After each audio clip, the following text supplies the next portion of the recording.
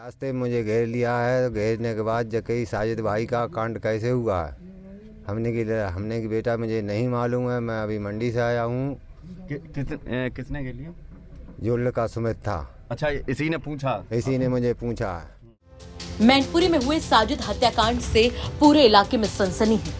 दरअसल मैनपुरी के थाना बिछवा क्षेत्र में एक मामला सामने आया जहां साजिद नाम के एक शख्स की हत्या कर दी गई और उसका शव नहर किनारे बरामद हुआ। पुलिस और घर वालों दोनों को ऐसा लगा कि साजिद के हत्याकांड में कोई और नहीं बल्कि दबंग प्रवृत्ति का पूर्व प्रधान भोला यादव शामिल है।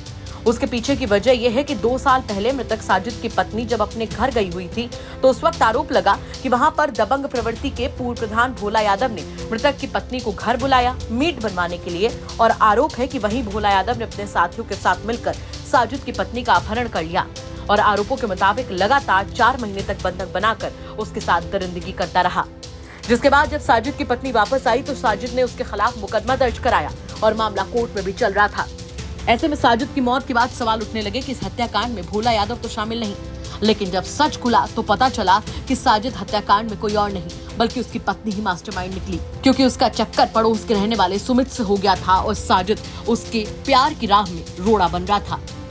साजिद के घर वाले भी यकीन नहीं कर पा रहे कि उनकी बहू इस पूरे हत्याकांड में शामिल है।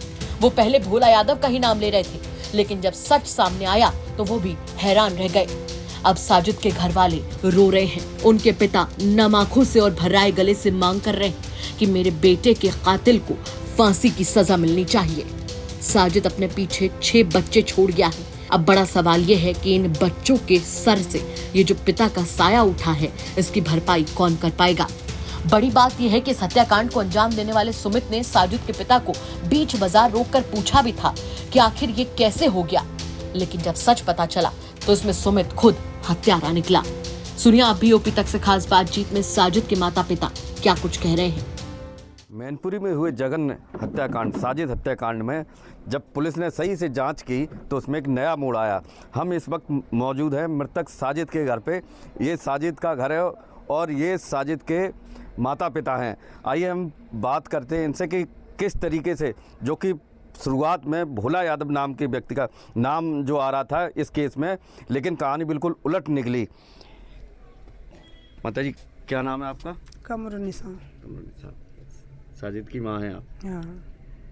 क्या लगता है कि शुरुआत में जैसे जो कहानी चली कि भोला यादव और उसके साथियों ने आपके बेटे की हत्या की, फिर नई थ्योरी बहुत नाम रखो तो जाके ही भोला ने मरवाए दो। अच्छा, आपकी बहू नहीं है? बताया था आपको? हाँ, बहू ने कही थी भोला आओ तो इनके आमी नहीं कह रहे, उनने ही मरवाए दो। और बाद में लेकर ही सिमत की बात है, सिमत ने मारो रघु के लड़का ने। अच्छा, कुछ आपको जानकारी थी आप लोगों को कि ये ऐसा? कुछ नहीं जानकारी थी, मैं तो वहाँ लेटा थी, बहू पता थी, बच्चा पता थी यहाँ, और साजिद रह रही जा घर में, मैं घर में रह रही थी। हमने कुछ जान ही नहीं पाई। सवेरे पता लगी हमें, जब फिर गिल्ला ना मिले तो ढूंढा डकोरी मची, तब मट्टी वहाँ मिली, तब जान पाई। हाँ, हमने कुछ जानी ही नहीं कुछ बात। अच्छा, जो बता रहे हैं कि ये जो घटना से पहले कुछ नशीला पदार्थ वगैरह खिलाया गया था। हाँ, ये बहू की ये मोबाइल में लिख रही है जो बात लिख रही सर, गोली देंगे बहू सुनी याद, गोली देंगे, गोली से मारवाओ जा नशा करके। शुरुआत में आपने जैसे भोला यादव जो भी केस रहा हो जो चल रहा था, शुरुआत में आप लोगों ने भोला यादव का ही नाम लिया था, फिर नई कहानी कहाँ से निकल के आई, किस तरीके से? नई कहानी साहब मैंने जो है सुनी है, जब मैं कुरावली से मंडी करके आए तब इसी लड़के ने जो है रास्ते में मुझे घेर लिया है। तो घेरने के बाद जकई साजिद भाई का कांड कैसे हुआ है हमने की बेटा मुझे नहीं मालूम है। मैं अभी मंडी से आया हूँ। किसने घेर लिया?